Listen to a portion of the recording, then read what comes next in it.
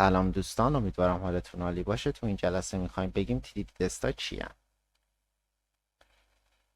TDD تست یا تست درایون دیولپمنت کار اصلیش اینه که وقتی میخوایم یک فیچری به برنامه اضافه کنیم پله پله اون رو تست کنیم تا به مرحله نهایی خودش برسه، قدم به قدم.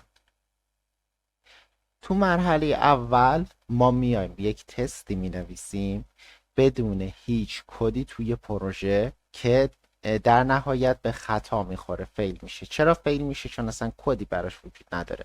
تستش وجود داره ولی کدش وجود نداره. یک تست خیلی کوچیک، یه بخش جزئی از اون فیچر کامل. تو مرحله بعدش تازه میایم کد خودمون رو مینویسیم.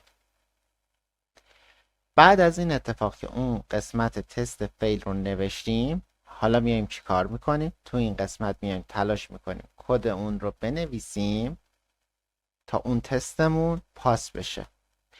سعی میکنیم یه کد درست براش بنویسیم و دوباره انقدر تست میکنیم تا اون تست در نهایت پاس بشه و تیک سبز بخوره.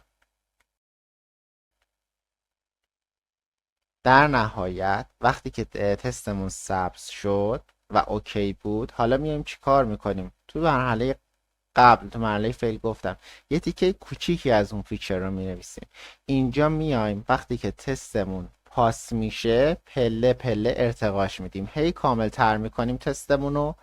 دوباره کد درستش رو مینویسیم، باز دوباره میایم تو این مرحله چیکار میکنیم؟ آپگرید، لول آپ یا ریفکتورش میکنیم به سمت بهتر شدن و کامل تر شدن اون تست که اون فیچرمون رو کامل در بر بگیره.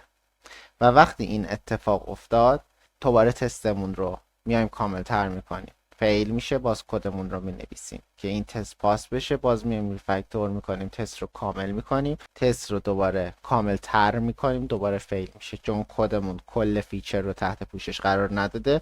دوباره کدمون رو میزنیم، تست پاس میشه و بعد باز دوباره ریفکتور میکنیم به سمت کامل تر شدن. این چرخه رو اونقدر ادامه میدیم که دیگه جایی برای ارتقا و ریفکتور تستمون وجود نداشته باشه.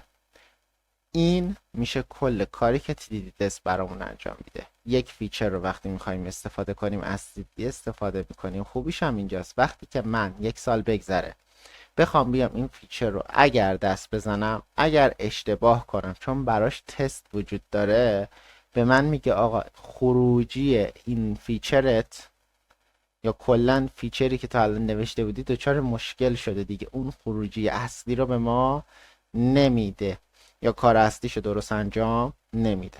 سپاسگزارم تو این قسمت ما بودید. جلسه بعد میریم سراغ یونیت تست ها که یکی از انواع TDD تست ها هستند.